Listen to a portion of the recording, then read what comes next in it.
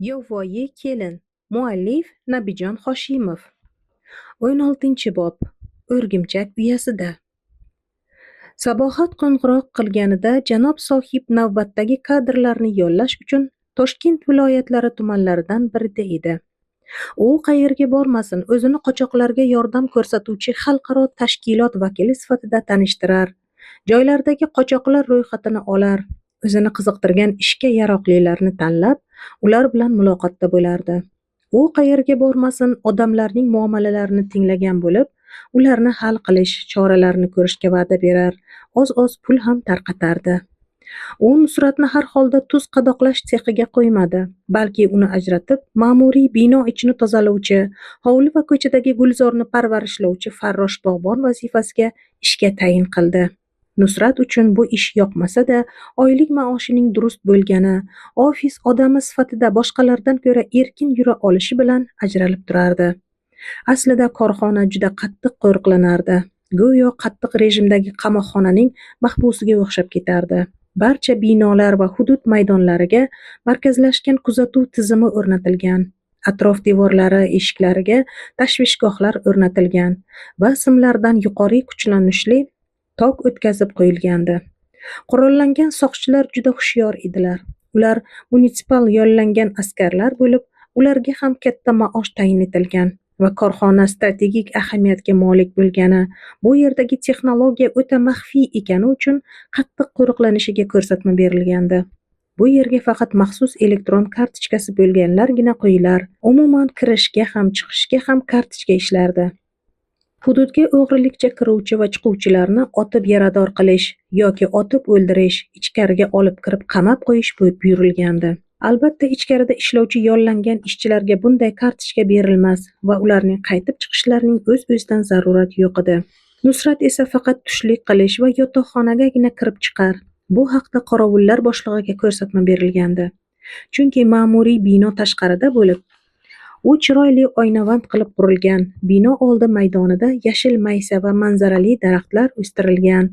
Qozog'iston, Rossiya va Polsha bayroqlari hilpirab turardi. Yashil maydonni saranjom sarishta ushlab turish, sug'orib, qirtishlash, ofis ichkarilarini tozalash va chiqit qog'ozlarni chiqarib tashlash Nusratning vazifasi edi.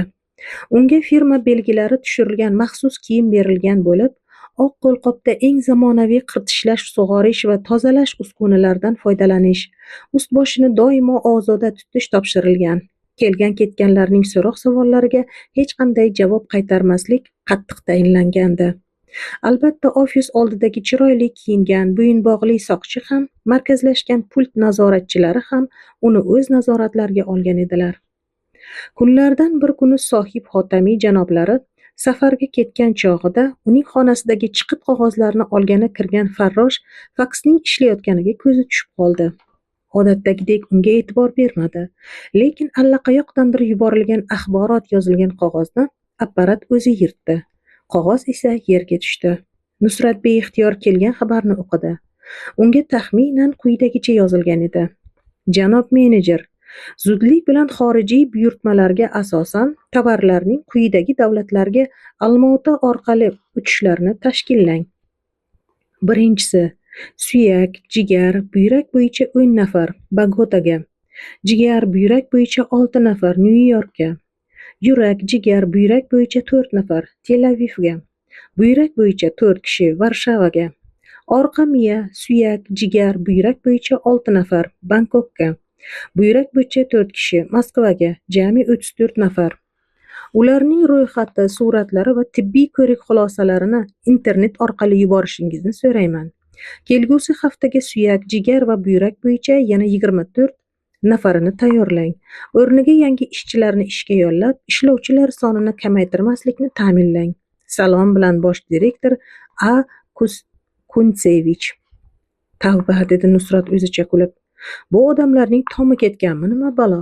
Xatni go'sht kombinatiga deb adashib jo'natibdi shekilli. U qog'ozni stol ustiga qo'ydi-da, o'z ishini davom ettirdi. Lekin eshikni yoparkan, uning ustidagi yozuvga ko'zi tushib, ko'ngliga bir yomon fikr kelganday bo'ldi. Eshik peshtoqida menejer degan yozuv bor edi. Oradan bir necha kun o'tdi. Nusrat faks orqali kelgan xat haqida deyarli unutgan ham edi. lekin hamxonalaridan 2 kishini to'satdan chaqirtirishib, tibbiy xulosalarga ko'ra birining jigari, birining buyragi og'ir kasal ekani, shu tufayli ularni korxona hisobidan davolash uchun xorijga olib ketishlari, ish haqlari saqlanib turishini aytib, qandaydir hujjatlarga imzo qo'yishganini aytib qolishdi. Erkin, sening jigaring ko'pdan beri og'riydimi o'zi? Deb so'rab qoldi Karimberdi ismli hamxonalaridan biri. Yo'q, analizda shunday chiqqanmish, dedi Erkin xomush. Sariq kasal bo'lmaganmiding? Yo'q. Nima balo, tuz ta'sir qildimikin-a? Tuzning nima daxli bor? Anavi qurg'urning ta'siridir-da, dedi Nusrat gapga aralashib va doza olib turiladigan qo'liga ishora qildi. Doktorlar haq, bu yerdagi apparatlarni ko'rdingmi? Eng zo'rlari ekan, dedi Karimberdi. Ha, mayli-da, peshonamizdagini ko'raveramiz-da, dedi Erkin noiloj degandek yelkasini qisib. Qo'shni xonadan 4 kishining suyagi og'rib chiqqanmish. Nusratning ularga rahmi keldi. Bechora tirikchilik, bola chaqamni boqaman deb odamlar har qanday ishni ham qilishga tayyor. Sog'liqlarini umuman o'ylashmaydi. Mana birining buyragi, ikkinchisining jigari, uchinchisining suyagi. To'xta, deya o'ylab qoldi Nusrat va faks xabarnomasidagi yozuvlar yodiga tushdi. Bu yerda bir gap bor shekilli. Xorijda davolantirishmasdan shu yerda davolansa bo'lmasmikan? Oradan bir hafta o'tgach, dardi og'irlarning ko'p ekani ma'lum bo'ldi. 30 dan ziyod ishchilarni yarim tunda uyg'otib, boshqalarning uyqusini bezovta qilmagan holda medpunktga yig'ib yo'qlama qilindi va bilaklariga birma-bir yaxshigina dozadan yuborib, furgon mashinasiga chiqara boshlashdi. Sohib Xotamiy janoblarining shaxsan o'zi har bir kirib kelgan bemorni birma-bir qabul qilib, ichiga aviachipta solingan pasportlarini ko'zdan kechirib chiqdi. U ishlar rejadagidek ketayotganidan mamnun ekani, gap so'zlari va ishchilarga qilayotgan hazil mutoyibalaridan shundoq bilinib turardi. Keling, Erkinboy aka, Qobodiyoniy, shundaymi? Ha, men Qobodiyonlikman. Bu sizlarda qurug'idan ko'p ekishadimi deymanda, a? Yo'q, urug'i suvda oqib kelib, o'zi ko'karib chiqaveradi. Qayoqdan oqib keladi? Afg'on tomondan-da. Ha, u tomondan ariq bor deng, dedi janob Sohib kulib. Ha-da, yashang, sog'ayib keting. Xudo xohlasa zamonlar tinch bo'lsa, o'sha yoqlarga bir safar qilgin bor. Boring, xo'jayin, o'zim mehmon qilaman. Qayeringiz og'rir ekan? Doktorlar jigaring deyishyapti. Hech qisi yo'q, tez kunda tuzalib, ko'rmagandek bo'lib ketasiz. Rahmat, xo'jayin, lekin ko'p savob ish qilyapsiz. Bizdan qaytmasa Xudodan qaytsin. Sizni duo qilib yuramiz. Rahmat, o'tavering, keyingi keling. Furgon 2 tomondan qora Mercedeslar qurshovida Olmaotaga qarab jo'nadi. Chetdan qaraganda go'yo davlat ahamiyatidagi yuk olib ketilayotgandek ko'rinardi. Bu yuk aslida korxonaning dastlabki mahsuloti edi. Nusrat yana o'z yumushlariga sho'ng'ib ketdi. Yeyish, ichish, oladigan maoshi haqiqatdan ham boshqalarnikidan yaxshi edi. Ayniqsa, narkotik dozasidan istalgan mahali iltimos qilsa, doktorlar yo'q deyishmasdi. Dastlabki maoshidan $100 xotiniga yubordi. Mayli, bir xursand bo'lsin, deb o'yladi u. Xat ham yozdi va hammasi joyidaligi, yaratilgan sharoitlar ko'ngildagidek deb aytdi. Lekin konvertni ochiq holda topshirilar ekan. Qoidasi shunaqa emish. O'sha kunlardan birida Nusrat Pan sohibning xonasidagi parchalangan qog'ozlarni qopchasiga solarkan, katta yozuv stoli tagida yotgan bir qog'ozga ko'zi tushib qoldi va unga tegmagan holda stol ostidayoq ko'z yugurtirib chiqdi. Lekin yuragi negadir noxushlikni his qildi. Hujjatda quyidagi gaplar bor edi. Suyak, jigar, buyrak bo'yicha Bogota shahriga yuborilayotganlar ro'yxati deb sarlavha qo'yilib, unga 10 kishining familiyasi, ismi sharifi, tug'ilgan yili, joyi, narkotik qabul qila boshlagan yili, tavsiya etilayotgan organi va hozirgi umumiy holati yozilgan edi. Lekin qizig'i, jadvalning hozirgi umumiy holati degan joyiga, hamma bemorlar ro'parasiga sog' deb tavsiya etilayotgan organi degan joyiga esa bir xilda ilmoq belgisi qo'yib chiqilgandi. Nusrat shundagina o'sha kungi faks go'sht kombinatiga emas, balki aynan shu korxonaga to'g'ri yuborilganiga amin bo'ldi. Obbo ifloslari, bu yoqda boshqa gap borga o'xshaydi-ku. Nahotki bular odamlarni zapchast qilib sotishayotgan bo'lishsa?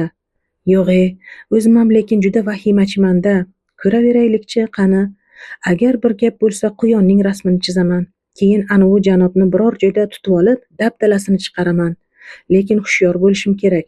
Har holda ketganlarning qaytishini kutayinchi. Ertaga tibbiy ko'rik bo'ladi. Qani unda nima gap bo'larkan? Faks xabari bo'yicha yana 24 nafarni tayyorlansin deyilgandi. Kasal deb topilganlarni birma-bir tekshirib, sanab chiqaman. Yangi yollanib kelayotgan ishchilar soni tobora ko'payib borardi. Endi ular kelishgan hamono tibbiy ko'rikdan o'tkazishni yo'lga qo'yildi. Negadir yana avvalgidek bemorlar ko'p chiqa boshladi. Go'yo qochoqlar orasida epidemiya tarqalgandek edi. Nusrat endi yashirin holda bo'layotgan ishlarni o'zicha tekshirib, tahlil qilib borar, ishchilarning suhbatlariga quloq tutar, iloji boricha majaqlab tashlangan qog'ozlarni ham ko'z yugurtirib e'tiborsiz qoldirmaslikni odat qildi va ko'p ma'lumotlarga ega bo'la boshladi. U shunday qilib korxona rahbariyatining asl maqsad muddaolaridan voqif bo'larkan, sohib xotamiyga nisbatan nafrati kun sayin oshib borardi. O'zining qanday qilib bu o'rgimchak uyasiga tushib qolgani, otasining va yangi ayachasini xayrixohlik qilganlarini esladi. "Obbo, iflos xotin-ey", dedi u fikran archani qirtishlab tekislarkan. "Bu o'shaning ishimikin? Sohib xotamiy uni qayerdan tanirkin? Anvar bilan opalarim uni yo'qotish uchun bekorga jon kuydirishmagandir. Demak, u xotin janob sohibning odami. Ularning maqsadi otamning tillalariga egalik qilish. Albatta, bu ishga men xalaqit qilishim mumkin, chunki kenja o'g'ilman." Nusrat shu zayl opasi Hidoyatning otamning tillalariga egalik qilmoqchi, u fohisha Anvar bilan ham bo'lgan ekan degan gaplari, otasining "borasan, bizning avlodda narkomanlar bo'lmagan" va nihoyat Sabohatning ko'chada mehmon sohib janoblarini kuzatayotgandagi "sizda bir iltimosim bor-da" deya sirli qarab gapirganini esladi-yu, yuragiga g'ulg'ula tushdi. Demak, u xotinning maqsadi meni yo'qotish, otamni avrab, meni bu yerga jo'nattirgan. Bu o'sha xotin bilan janob sohibning rejasi. Hammasi ravshan. Otamning boyliklarini bilib olib, uni tuya qilishib, so'ngra otamni ham, dedi Nusrat va qo'llari musht bo'lib tugildi. Esimning borida bu yerdan qochishim kerak. Kechagi ko'rikdan o'tganlar ichidan o'sha og'ir kasallar soni 24 taga yaqin chiqyapti. Demak, bu yerdagilarning hammasi osongina o'lib ketishadi. Tanalari zapchast bo'lib sotilib ketadi. Ana shuning uchun ham ularni ko'proq qochoqlar, odam qatorida bo'lmay qolgan bangilar qiziqtirmoqda ekanda. Nega endi men ham bangilikka ruju qo'ydim-a? Oilam bilan qanday yaxshi yashayotgan edik. Qayerdan ham o'sha Ali bangiga qo'shilib qoldim. Ana senga kayf. Endi suyagimu, ichagimni ham pullab yorishadi. Qochib qol, Nusrat.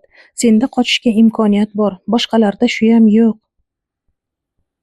Nusrat ana shunday o'ylar bilan bo'lib, juda kam gap bo'lib qoldi. Tomog'idan negadir ovqat ham o'tmas, hatto tegishli doza ukolini ham olmay qo'ydi. Nusrat, namuncha xomushsan? Yo biror joying og'riyaptimi? Sen ham bir buyragingni tekshirtirib ko'rsang bo'lardi, deb qoldi bir kuni Karimberdi. Nusrat bir sapchib tushdi. Nima deyapsan? Men soppa-sog'man, ko'rmayapsanmi? deya o'shqirib berdi u. Voy bu, nimaga baqirasan? Asabing kasal sening. Bir miyangni tekshirtirib ol.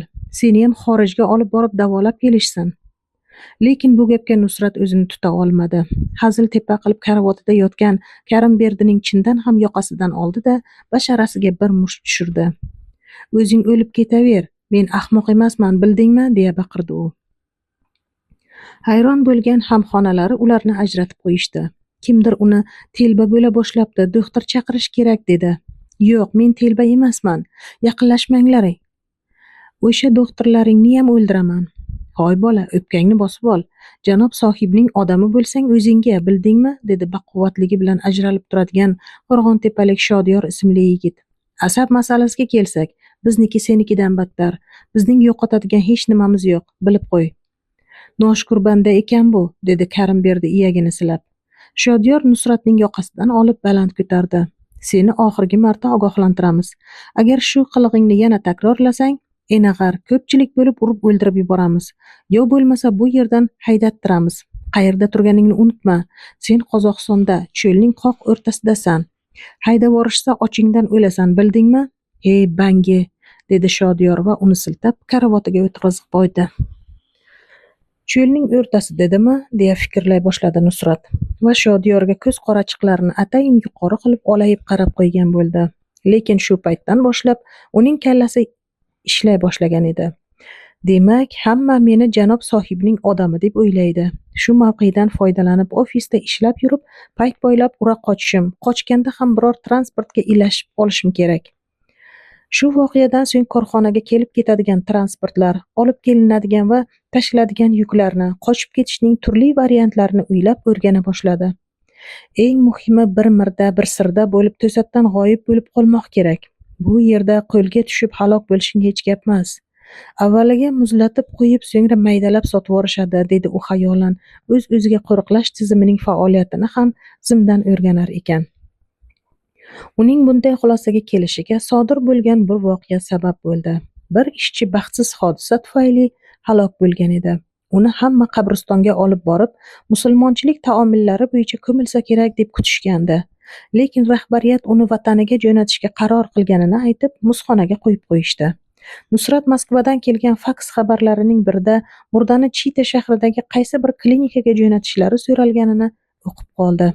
Keyingi yuk 24 nafarning ham jo'natilishi aniq va oynadek ravshan bo'lib qolgan kunlari Nusrat avvalo qanday qilib furgon ichiga kirib olish va Olmaotaga aeroportidan qochish haqida ko'proq o'ylay boshlagandi. To'g'ri militsiyaga uchraydi-da, bor gapni aytib beradi va ulardan O'zbekiston elchixonasiga olib borishni iltimos qiladi. Lekin qo'lga tushib qolsa-chi? Bu yog'i pasporti ham, puli ham yo'q. Yana qanday boshqa variantlar bor? deya o'z-o'ziga savol berdi u. Janob sohibning mashinasini minib qochish bu anchagina haqiqatga yaqinroq. Chunki xo'jayin Nusratga ishonadi. Shofyori bilan ham munosabatlari yaxshi. Ko'pincha esa safarga janobning o'zi jo'naydi. Nusrat ana shunday izlanishlar olib borayotgan bir mahalda sohib janoblarining ham ana shu mavzuda bosh qotib yurar. Qanday qilib Nusratni qutqarish va bu bilan Sabohatning iltimosini bajarish haqida o'ylardi. Qani endi bu garang Nusrat bangining aqli kirib o'zi qochib ketsa edi. Men unga axir qanday qilib qochib ket deb ayta olaman. Andrey va boshqalar mening yordam berganimni sezib qolishsa yomon bo'ladi-ku. Lekin shunday uyushtirishim kerakki, Nusratning o'zi ham hech narsani sezmasin. Uyiga qaytib borib olganidan keyin men uni otasiga tuzalmas ekan, o'zi xohlamay qochib ketib qoldi deb aytaman. Shu bilan bu masalaga chek qo'yiladi. Ertaga Toshkent viloyatiga jo'nayman. Qani endi Nusrat o'zi bilib yukdonga joylashib olsa edi, unga imkoniyat yaratib beraman. Tushunsa tushunar, tushunmasa qaytib kelgach biror chorasini ko'rarman. U shunday qildi. Safarga tayyorgarlik ko'rarkan, bir qator ust-boshi, ozgina quruq yegulik, qozoq va o'zbek puli, bir idishda ichimlik suvini sumkasiga soldi-da, mashinasining yukdoniga solib qo'ydi. So'ngra mashinani yuvib tozalashni atayin yashil maysaga suv sepayotgan Nusratga topshirdi. Iltimos, mashinaning ichi, yukdonlarini ham yaxshilab tozalab bersangiz. Safarga jo'namoqchiman. Faqat tezroq, dedi u Nusratga va tashvish signalining tugmasini bosib, mashinani ochdi-da, kalitni cho'ntagiga solib qo'ydi. Nusrat mashinani tozalar ekan, uni qanday qilib tezlik bilan minib qochish haqida o'ylardi. Lekin kalit yo'q. Avtomatli nazoratchilar qarab turishibdi. Uning qo'li lattada bo'lsa, ko'zi olma terdi. Kalitsiz yurgizib bo'larmikin? Yo'q, bo'lmaydi. Bekorga uringaning qoladi. Qo'lga tushib qolsam tamom, ishonchdan qolaman, deya yashin tezligida fikrlar edi u. Shu payt u mashinaning orqa tomonini arta boshladi. Bu yerdan nazoratchi ko'rinmas, uni archa to'sib turardi. Shu payt kapotning ustini artarkan, yukdonning ochiqligiga ahamiyat berdi va uni ohista ochib ko'rdi. Bir sumka va adyol turar. Ichi top-toza, bir odam bemalol sig'ardi. Mana buni imkoniyat desa bo'ladi, dedi o'zicha va tevarak atrofga olazarak bo'lib qaradi-da, mashinaning atrofini bir aylanib, soqchilarning holatini ko'zdan kechirdi. Ular bir chetga o'tirib, tushlik qilishga hozirlik qilishayotgan edi. Ofis binosidan janob sohibning sharpasi ko'rindi. U kimlar bilandir xayrlashayotgan va nimalarnidir uqtirayotgan edi. Nusrat, bor tavakkal, bir boshga bir o'lim, dedi-da, tezlik bilan yukdon ichiga kirib, adyolga o'ranib oldi va kapotni tortib yopib qo'ydi. Kapot qulflanib qoldi. Har holda janob sohibning qo'lidagi kalit tutqichning tugmachalaridan biri qizil yondi. U yonidagi tugmani bosib qo'ydi. Mashinadan signal ovozi chiqdi-yu o'chdi. Ya'ni qulflari ochilib, shirq etib qayta yopildi. Tez orada mashina bepoyon cho'l bo'ylab g'izillab borardi. Sarvar o'zi yoqtirgan musiqalardan birini qo'ydi-da, haydovchisiga kulib qaradi. Uning ko'ngli xotirjam edi. Nusrat esa juda qiynalib ketdi. Havoning yetishmasligi, qorong'u, qolaversa mashina har to'xtaganida yuragini hovuchlar va adyolga yanada o'ralib yurguniga qadar nafasini ham chiqarmasdi. Uning qochganini albatta darrov payqashmaydi. 3-4 soat o'tganidan so'ng ma'lum bo'ladi. So'ngra janob sohibga ham xabar qilishadi. Bu orada bojxonaga ham yaqinlashib qolgan bo'lishadi. Qaniydi tezroq temir yo'lgacha yetib ololsaydi, u yog'iga poyezdlarga ilashib ketaveradi. Na puli bor, na hujjati. Qiziq, manavi sumkada nima bor ekan-a, deya xayolga bordi u. Sumkani ochib qo'lini tiqib ko'rdi. Nimalar borligini qo'li bilan paypaslab taxminan aniqladi. Bu iflosning safar xaltasi shekilli. Oho, yegulik ham bor ekan. Mana bu kostyumi, shimi, hozir cho'ntagini ko'ramiz. O't yondirgich, bu pulmikan? Nusrat tezlik bilan o't yondirgichni yoqdi va qo'lidagi bir siqim pulga ko'zi tushdi. Mashina qayergadir kelib to'xtadi, lekin dvigateli yoniq edi. Jiringlagan ovoz kelardi. Gai to'xtatdimikin? Yo'q, axir bu temir yo'li poyezdi-ku, dedi u kelayotgan poyezd ovozlarini ham sezib va kapotni ochishga bor kuchi bilan harakat qila boshladi. Sarvar kalit tutqich tugmalaridan biri qizil yona boshlaganini payqadi va shofyorga indamay qo'ya qoldi-da, musiqani atayin balandlatib qo'ydi. Mashina bir qimirlab qo'ydi. Poyezd o'tib ketib, shlagbaum ochildi. Qizil tugma hamon yonmoqda edi. Shu yerda to'xtang, bir shamollab olay, dedi u shofyoriga. U tushib, mashinani orqa kapotini ko'zdan kechirib, uni sekin ochib ko'rdi. Yukton bo'm-bo'sh edi. U taq etkazib yopdi va qizil tugma o'chdi. Nusrat temir yo'l bo'ylab ketdi, lekin qaysi tarafga ketayotgan poyezdga chiqishni bilmasdi. Shuning uchun u biror stansiyaga borib olish ilinjida duch kelgan yuk poyezdlarining vagoniga ilashib chiqib oldi. Nihoyat eshalon bir kichik stansiyaga kelib to'xtadi. U bir chetga o'tib, ust-boshini almashtirdi. Suvda yuzini yuvib, sochini epaqaga keltirgan bo'ldi-da, stansiya xodimlaridan ketish yo'lini so'radi.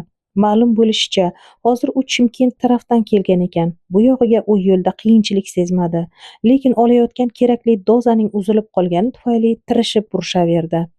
Unga hech kim yordam bera olmadi. Buning faqat bir yo'li uyqu doridan ko'proq ichib cho'zilib yotish edi. U Toshkentdan Andijon poyezdiga o'tirib, hamroh bo'lgan yo'lovchi kishiga o'zining biron manzilini arang aytgan bo'ldi-da, uyqu dorining bir nechtasini otib, adyolga bukchayib o'ralib yotib oldi. Shu zayl oradan 3 kun o'tgach, uyiga yarim tundan o'tganida kirib bordi. Uyida hech kim yo'q ekan. Shu tufayli hovli orqali otasining doimo eshigi ochiq turadigan mehmonxonasiga joylashdi. Uni tinimsiz qaltiroq bosar va qattiq uyqu eltayotgandi. Nusratning kelganini Olapardan boshqa hech kim sezmadi. It safardan qaytgan xo'jayini atrofida girdi kapalak bo'ldi va u o'sha tun hech ham yotmaydigan mehmonxona zinasida tunab qoldi. Xona ichida faqat ulkan soat ishlab turar va uning kapkiri chiq-chiq borib kelar. Yaltiroq kapkir qosqonida tashqaridagi elektr chirog'idan tushayotgan nur bezovta jilvalanar va bu jilvalar o'zidan qarshi tarafda devorda osig'liq turgan Akromjon akaning beshog'iz ov miltig'i quvurida ham g'ira-shira aks etardi. Akromjon aka barvaqt uyg'ondi. Tuni bilan yaxshi uxlay olmadi. Uni Nusratdan olayotgan xavotirlik bezovta qilardi. Bu bezovtalikni Sabohat ham his qilib yotar, lekin eriga churq etmasdi. Chunki shu kunlarda janob sohib kelishi kerak. U kelishi bilanoq tuman ichki ishlar bo'limi yoki prokuraturasiga tezlik bilan xabar berishlari lozim bo'ladi. Bu borada er-xotin kerakli yo'l-yo'riq olishgan, lekin qachon u mal'un kelarkin degan savol uy har ikkovlarining boshida hukmron edi. Mo'ysafidning barvaqt uyg'onishining boisi bor edi. Kecha narigi mahallada turadigan bir oshnasi qazo qilibdi. Sahar Fotihaga borish kerak, keldi-ketdini kuzatish lozim. Shu tufayli u nonushta ham qilmadi. Zinada yotgan Nusratning itiga ko'zi tushdi-yu, unga e'tiborini qaratmay, tez choponini yelkaga tashlab ko'chaga otlandi. Sabohat yuvinib taranib, endigina choyni damlayotgan ediki, darvoza oldiga bir mashina kelib to'xtab signal berdi. Voy, erta sahardan kelgan kim ekan-a, deya u boshiga ulkan ro'molini tashladi-da, oqsoqlanib darvoza eshigini ochdi. Ne ko'z bilan ko'rsinki, qora Mercedes oldida sohib janoblari jilmayib turardi. Uni ayol aynan hozir kutmagandi. Uyida eri yo'q, shuning uchun avvaliga dovdirab qoldi. Voy, keling. Salom Sabohat, Nusrat keldimi?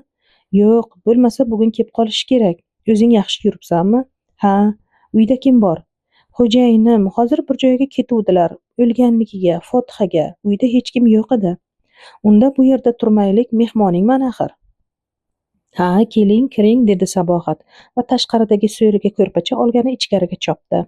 Yo'l-yo'lakay militsiyaga qanday xabar berish haqida boshi qotdi. Sarvar shofyorini Toshkentda qoldirib o'zi kelgandi. Chunki o'z shaxsiy ishlari bor. Sabohat bilan kim biladi, hali qanaqa rejalar tuzishadi. Ortiqcha guvohga na hojat, deb uyga borgandi u. Akromjon aka fotiha qilib bo'lgach, uning yoniga mahalla faoli Marayim Sariq kelib o'tirdi. Uyingda mehmon bormi? Yo'q. Hozir velosipedda o'tib kelayotsam, bir qora mashina turgan ekan. Mo'ysafidning yuragi shig' etib ketdi. Bu o'sha, demak kelibdi-da, obbo, dedi u bezovtalanib. Kelganlarga yana bir Qur'on tilovat qilindi, lekin Akromjon akaning qulog'iga hech narsa kirmas, nima qilarini bilmasdi. O'tib kela qol bo'lmasa, dedi yonida o'tirgan mahalla oqsoqoli. No'mon aka, siz bo'lmasa ichkariga kirib Isoqjonga tez qo'ng'iroq qilsangiz, uning xabari bor, dedi shivirlab. Nimaga? Odamlarini menikiga tez yuborsin, gap bor, lekin hech kimga aytmang, dedi Akromjon aka va fotihani qiliboq o'rnidan turib jo'nadi. Men hozir qaytaman, dedi u marosimda o'tirganlarga iltifot bilan. Mashinaning signali va itining bezovta akillashi Nusratni ham o'rnidan qo'zg'atdi. U ko'cha derazasining pardasini ochib kim kelganligini ko'rmoqchi bo'lib nikoh tashladi. Lekin janob sohibning mashinasiga ko'zi tushdi-yu, yuragi taka-puka bo'lib ketdi. Obbo iflos-ey, qochganimni bilib ortimdan quvib kelibdi-da, dedi u o'zicha va tez borib eshikdan chiqib hovli tomon qochmoqchi bo'ldi. Lekin shu payt darvoza eshigidan ayachasi pand sohibini boshlab kirib qoldi. Nusrat eshikni ohista yopdi-da, uni ichkaridan qulflab oldi. Otam qani ekan? Hozir otam ichkaridan chiqib kelib, ishqilib mehmonni bu yerga boshlab kelib qolmasaydi, o'yladi u, eshik tirqishidan zimdan kuzatib. Yo'q, ayacham ko'rpachani so'riga solyapti-ku. Oho, ular eski tanish ekanda. Demak, meni yo'q qilish uchun bular til biriktirishgan. Qiziq, otam nega ko'rinmayaptilar? Yo, uni bular allaqachon, degan noxush o'ylar bezovta qila boshladi. Sabohat choy olib keldi. Ular iliq suhbat qura boshladilar. Nusratning g'azabi junbushga keldi. Obbo ifloslari, bularning maqsadi aniq, otamning tillalari-yu mol-mulkiga egalik qilish. To'xta, Hadicha bolalarim qayerda ekan? Bu yerda bir gap borga o'xshaydi-ku, o'ldiraman bu ifloslarni. Oilamizni barbod qilishni senlarga ko'rsatib qo'yaman hali, dedi-da, Nusrat u yoq bu yoqqa bezovta yura boshladi. Shu payt ko'zi otasining qo'shog'iga tushib qoldi. U miltiqni tezlik bilan qo'liga olib, o'qini tekshirib ko'rdi. O'qsiz ekan. Javon tortmalari va divan taglarini titib o'q qidira boshladi. Ko'rpachalarni ag'dardi. Tashqarida iti yana bezovtalanib akilladi. Bu paytda Sabohat yana ichkariga kirib ketdi. Nusrat nihoyat o'qdori solingan xaltachani topdi-da, miltiqqa ikkita o'qni joyladi. Hozir 2 daqiqa kutaman, mabodo otam kelmasa, uni bir balo qilishgan bo'ladi. Demak, ikkovini ham gumdon qilaman, dedi u va qurolni shay qilib yana tirqishga yopishdi. Shu payt ichkaridan Sabohat chiqib keldi.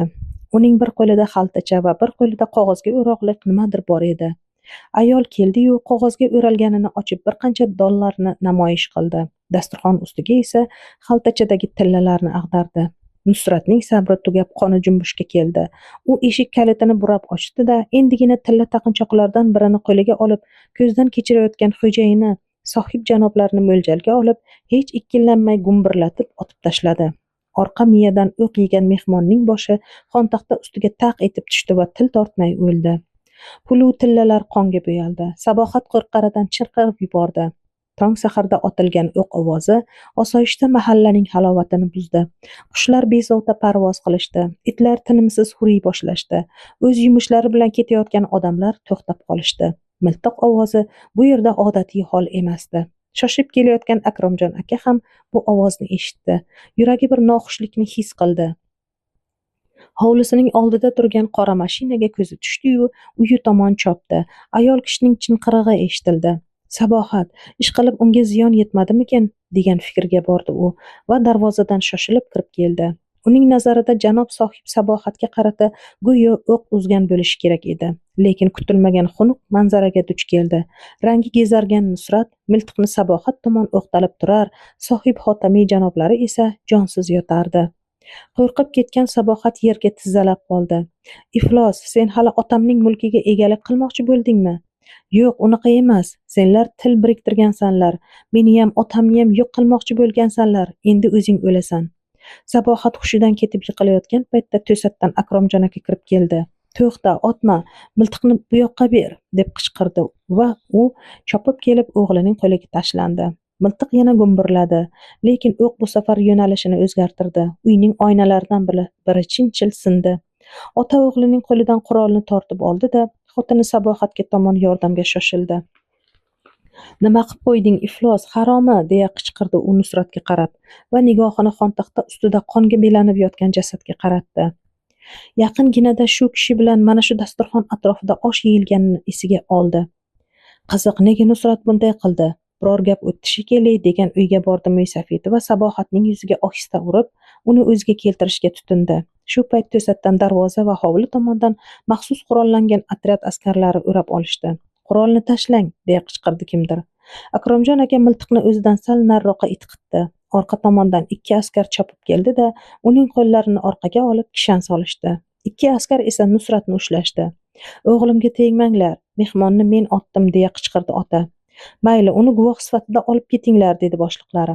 "Ayolga tez yordam ko'rsatilsin, voqea joyiga hech kim yaqin keltirilmasin". Voqea joyi har tomondan suratga va video tasvirga tushirila boshlandi. Mo'ysafidni yetaklab olib ketishdi. Sabohat o'ziga keldi. "Voy, u kishini qayerga olib ketishyapti? Axir hech qanday gunohlari yo'q-ku". "Surishtiramiz, hammasini aniqlaymiz", dedi zobit. Akromjon akaning uyida sodir bo'lgan qotillik bo'yicha tergov-surishtiruv ishlari boshlandi. Qotillikni o'z bo'yniga olayotgan Mo'ysafid o'tirgan kameraga shaxsan Isoq Islomovichning o'zi bosh suqdi. Otajon, bekor qilibsiz. Sizning qo'lingizdan bunday qabih ishlar kelmaydi. Axir biz uni kutayotganimizdan siz xabardor edingiz. Biz Interpolga ham xabar qilib qo'ygandik. Ularga endi nima deymiz?" Mahbus chuqur xo'rsinib qo'ydi. "Peshonadagini ko'raveramiz-da". U o'g'li Nusrat haqida bir nima deyishdan cho'chirdi. Chunki katta o'g'li Anvar qamalgan, kenjasi ham qamalsa odamlar nima deydi? Ishqilib Sabohat aytib qo'ymasa edi, degan o'y o'tdi xayolidan. "Otajon, nima bo'lgani haqida to'g'risini aytmasangiz bo'lmaydi. Unda bizni qiynab qo'yasiz. O'zingiz esli hushli odamsiz. El-yurt oldida obro'-e'tiboringiz bor. Bizga yordam bering, iltimos. Tezroq ishni yopaylik-da bu yerdan chiqib keting. Yordam berasizmi?" "Ha, anavi tillalar, pullar kimniki?" "Meniki. O'g'lingiz Nusratni xorijda ishga ketgan degandingiz." "Ha, yoqmay qaytib kelibdi." "Qachon?" "Kecha kechqurun." "Mehmonni o'zingiz kutib oldingizmi?" "Yo'q, men mahallada fotihada edim. Marayim Sariq biznikiga mehmon kelganini aytdi." "Ha, menga oqsoqol qo'ng'iroq qildi. Men iltimos qiluvdim. Unda nega biznikilarni kutmay shoshildingiz? Hech bo'lmasa yaralashingiz mumkin edi-ku." "U xotinimni qo'rqitib, uydan boyliklarimni olib chiqib berishini talab qilayotgandi." "Qanday qilib? Quroli bormidi?" "Nazarimda borga o'xshadi." "Shundan keyin siz bemalol uyingizga kirib, qurolni olib chiqdingiz-da otib tashladingiz, shundaymi?" "Ha." Isoq Islomovich chuqur xo'rsinib qo'ydi. "Otaxon, bizni chalg'itishingizning nima keragi bor? Baribir hammasini bir kuni aniqlaymiz. Mana o'g'lingiz Anvarning tuhmat qilgani fosh bo'ldi-ku. Hech bo'lmasa ayolimni rashk qilib otdim deng, men ishonay. Tushuning, o'lgan odam Polsha fuqarosi, aslida esa shu yerlik Sarvar Shohaydarov. Ko'p jinoyatlar qilgan. Opani ham o'sha toqqa olib qochgan. O'zini atayin halokatga uchrab o'lganga chiqargan. Qidiruvda bo'lgan. Yana nima ishlar qilgan bizga qorong'u. Xo'p, men biroz o'ylab ko'ray. Faqat tezroq o'ylang. Uning haqiqiy Polsha fuqarosi emas, balki qidiruvdagi jinoyatchi ekanligini biz fosh qilishimiz kerak. Aks holda xalqaro janjal ko'tariladi. Siz esa umrbod qamalasiz. Men jiddiy gapiryapman", dedi boshliq va kamera eshigini qars etib yopib chiqib ketdi. Lekin yo'lakka chiqib otasi qatori odamga bunday qo'pol muomalada bo'lganidan xijolat chekdi. Shu tufaylimi yo yana bir gapni aytib qo'yish ko'ngliga keldimi? Har holda temir eshikni qulflayotgan soqchiga uni yana ochishni ishora qildi. "Uzr, otaxon", dedi u va yana ohista kameraga kirib, "Men advokat Javlonbekka aytaman, u sizdan xabar oladi. O'zingizni himoya qilmasangiz bo'lmaydi. Unda Sabohat opa yana yolg'iz qoladi. Bu ayolga endi jabr qilishga haqqingiz yo'q. Xo'p, bardam bo'ling." "Rahmat, o'g'lim." Boshliq endi eshikni ohista yopdi. Qulfning shiriqlagan ovozi eshitildi. Yolg'iz qolgan Mo'ysafid yorug' tushib turgan panjarali tuynukka boqib chuqur o'yga toldi. "Yo'q, Nusrat qamalmasligi kerak. Hali yosh, men esa umrimni o'tab bo'ldim. Sabohatga yaxshilab tushuntiraman, uning javobini beraman. Mayli, qonuniy ajrasha qolsin. Advokat kelsa, shu masalani qo'yaman. Lekin advokat Javlonbek bu masalaga qarshilik qilgan ersa-da, Nusrat otasining bu rejasini uzil-kesil barbod qildi. Gap shundaki, Nusratning taqdiri bilan qiziqib qolgan Interpol vakili podpolkovnik Viktor Vasilyevichni Qozog'istondagi korxona qiziqtirardi. Nusrat Bangkokka yuboriladiganlarning ro'yxatini o'zi bilan olib olgan ekan. Ular o'tgan hafta jami 34 kishini turli mamlakatlarga sotib yuborishdi. Yana 24 kishini jo'natishga tayyorlanishmoqda. Ularni qutqarish kerak, dedi Nusrat. Ha, albatta, agar faqat sen bizga bu borada yordam bersangina, aybsiz ekaningni isbotlay olasan xolos. Faqat otamni chiqarib yuboringlar, iltimos. U kishining bu ishga hech qanday aloqasi yo'q. Janob sohibni men otdim, dedim-ku axir. Ota-bola o'rtasidagi sadoqatlilik yaxshi tuyg'u albatta, lekin ba'zan bu umumiy ishimizga xalaqit beradi. Axir o'zing aytyapsan, necha odamlarning hayoti xavf ostida deb, dedi vakil va Isoq Islomovichga qo'ng'iroq qildi. O'rtoq podpolkovnik, men Viktor Vasilyevichman. Otaxonni chiqarib yuborish kerak. Biz Nusratbek bilan kelishib, yangi ishlarni rejalashtirib oldik. Yaxshi, lekin otaxon o'g'limning bu ishga aloqasi yo'q, mayli meni jazolanglar deb turib olyapti-da. Uning qotil emasligini isbotlay olasizmi? Ha, ayoli Sabohatxonning ko'rsatmasi, keyin o'qning orqa tomondan otilgani. Menimcha yetarli. Otaxonga shu dalillaringizni aytib, uni shu bugunoq qo'yib yuboringlar. O'g'lidan xavotir bo'lmasin, u bizga yordam bermoqchi. Bu yerda gap juda ko'pga o'xshaydi, tushunarlimi? Tushunarli, o'rtoq podpolkovnik, bajariladi. Xullas, otangiz bugun uyga qaytadi, dedi vakil go'shakni qo'yarkan. Men u kishi bilan ko'rishishim mumkinmi? Ha, albatta, bir yo'la xayrlashib ham olasan. Biz shu bugunoq sen bilan birga Toshkentga jo'naymiz. U yerdan esa Olmaotaga. Kelishdikmi? Kelishdik. Nusratning aybini o'z bo'yniga olgani va ozod qilingani uchun Akromjon aka o'g'lini koyib berdi. Nima qilib qo'yding? Axir o'zingni badnom qilasan-ku, o'g'lim. Ota, hammasi yaxshi bo'ladi. Men aybsiz ekanimni isbotlayman. Ayachamga uzrimni aytib qo'ying. Men bilmay. Xo'p, o'g'lim, Xudo senga madadkor bo'lsin. Lekin bir narsani bilib qo'y. U tillalar meniki emas edi. Ular Sabohatning o'ziniki, meniki butunlay boshqa. Tushundim, ota. Sohib Xotamiy janoblari katta jinoyatchi ekan. Men uning va sheriklarining kirdikorlarini fosh qilishga yordam beradigan bo'ldim. So'ngra meni ham qo'yib yuborisharmish. Ilohim aytganing kelsin. Aqling kirayotgani rost bo'lsin. Ota, men qaytib kelib albatta davolanmoqchiman. Qiynalib ketdim. Albatta davolanasan. Buning uchun men bor budimni sarflashga tayyorman. Qaytib kelguningcha o'zim katta doktorlar bilan gaplashib qo'yaman. Shu payt ularning oldiga Viktor Vasilyevich keldi.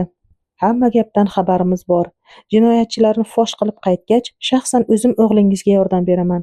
Moskvada shunday muassasa bor. U yerda juda ko'p narkomanlar shifo topib ketishgan. Rahmat sizga. Anchagina ko'nglimni ko'tardingiz. Aytingchi, o'g'lim qamalmaydimi? Yo'q, o'g'lingiz bilan faxrlansangiz arziydi.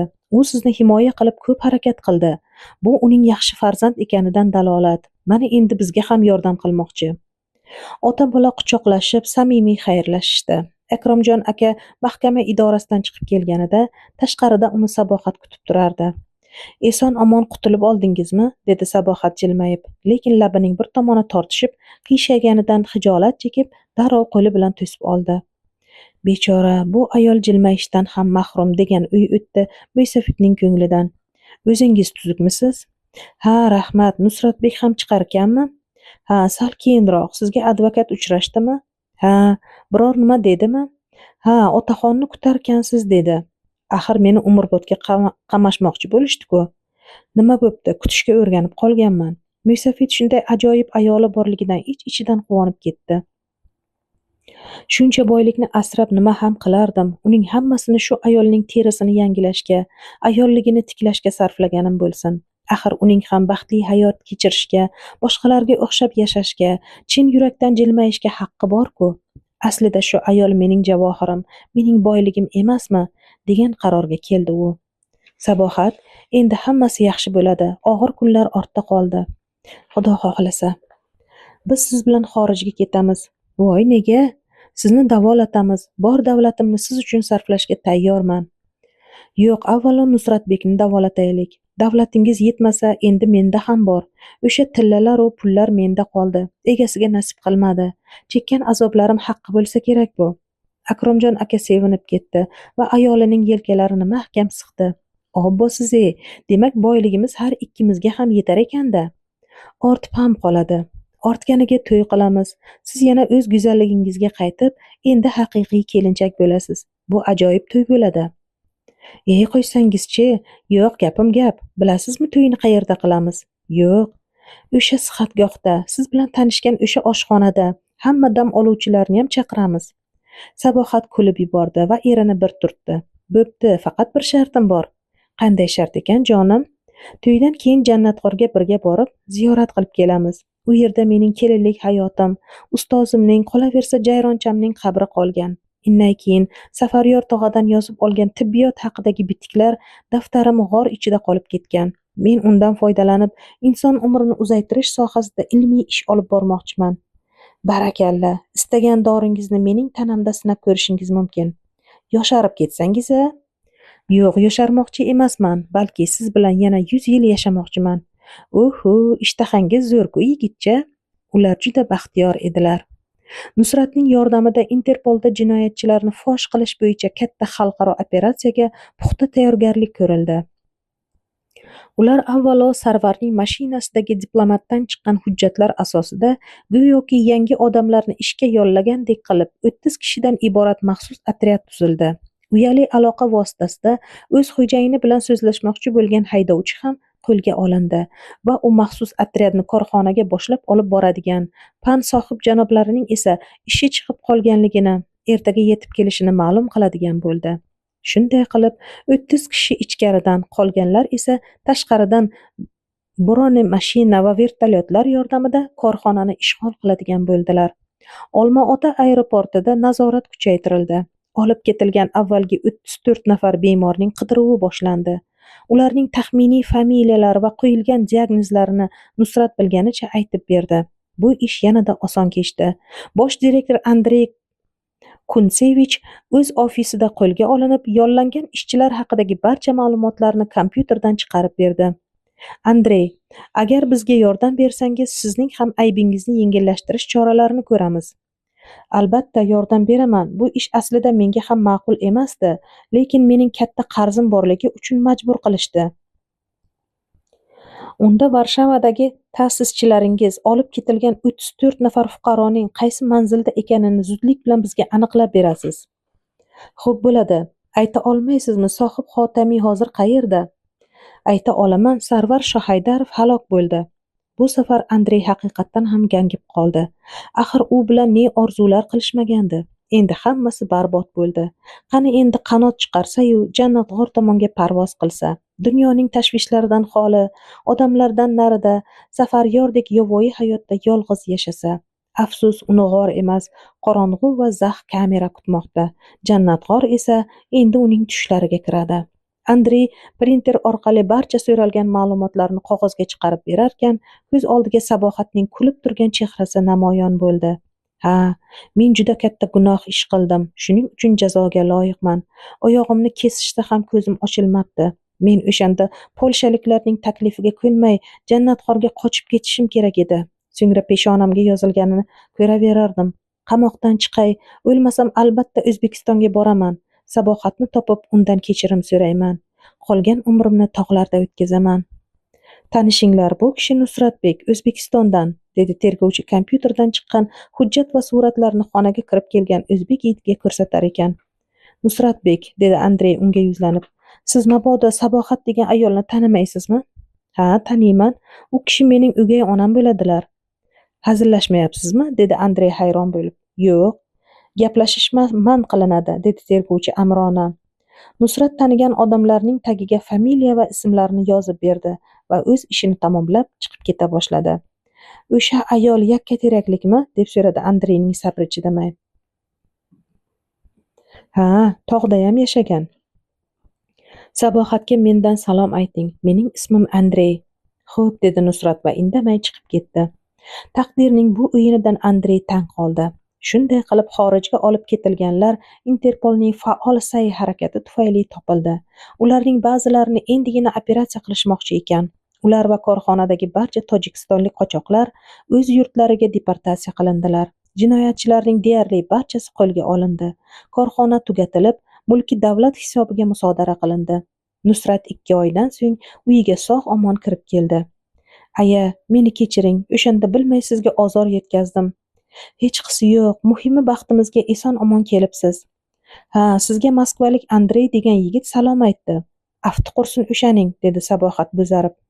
Uyam jinoyat qilgan shekilli, qamoqqa olindi. Yaxshi bo'pti, u shunga loyiq edi. Oradan 3 yil o'tdi. Bashang kiyingan Akromjon aka aeroportga kimnidir kutgani chiqdi. Qo'lida esa bir dasta gul. Sabohat Tel Avivdan kelishi kerak. Samolyot allaqachon qo'ngan. Nihoyat chiqish eshigidan Isroildan kelgan yo'lovchilar chiqisha boshladi. Mo'ysafidning ko'zlari to'rt, hayajondan yuragi hapriqardi. Lekin negadir Sabohat ko'rinmasdi. Uning go'zal va jondan aziz ayoli qani ekan? Qiziq, hamma o'tib bo'ldi-yu degan o'y bilan xavotir bo'la boshladi. Hoy dadasi, dedi shu payt orqa tomondan Sabohat. Nima, meni tanimadingizmi? Bu ne baxt ediki, uning oldida bir hurliqo qoshlarini chimirib, chiroyli jilmayib turardi. Nahotki bu siz? Ko'zlarimga ishonmayman. Ishonavering, yosharib ketibsiz, xuddi kelinchakdek bo'lib qopsiz. Voy, rostdanmi? Ha, tibbiyotga gap yo'q. Akromjon aka uni quchoqlab o'pib oldi. Sizga yana bir yangiligim bor, dedi Sabohat shifirlab. Nima ekan? Farzandimiz bo'larkan. Ota endi chidab turolmadi. Xursandligidan shunday qiyqirdiki, agar shu yerda tog'lar bo'lganida edi, toshlari qulab, duvullab to'kilgan bo'lardi. Xuddi tog' kiyiklarida yo'lovchilar bir soniya qotib qolishdi va chehralariga mayin tabassum indi. Akromjon aka juda ham shod edi. Mo'ysafid bilan birga Sabohatni kutgani hamroh bo'lib kelgan otasi Akbar Soliyevich, singlisi Salomat va Isoq Islomovichlar ham bu mo'jizadan hayratda edilar. Mendayam bir yangilik bor, onasi, dedi Akromjon aka. Xo'sh, nima ekan? Hozir Moskvadan yana bir passajirni kutyapmiz. Voy, kim ekan u? Nusrat keladi, u butunlay tuzalib keladi, dedi Mo'ysafid va ko'zlaridan beixtiyor yosh dumalab ketdi. Hoy, kelinni charchatib qo'ymaylik, yuringlar, restoranda bizga dasturxon intizor bo'lib turibdi, dedi Isoq Islomovich ularni chalg'itish uchun. Yovvoyi kelin hech qachon charchamaydi, dedi Sabohatning otasi kulib. Shu Sabohatni yovvoyi kelin deb atashadigan bo'lishdi.